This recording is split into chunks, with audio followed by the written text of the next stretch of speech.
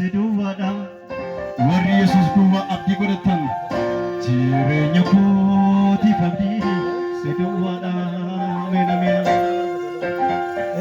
galgala kootii wabiini siduwwada galgala kootiif wabiini siduwwada Abbaa koo isa ganama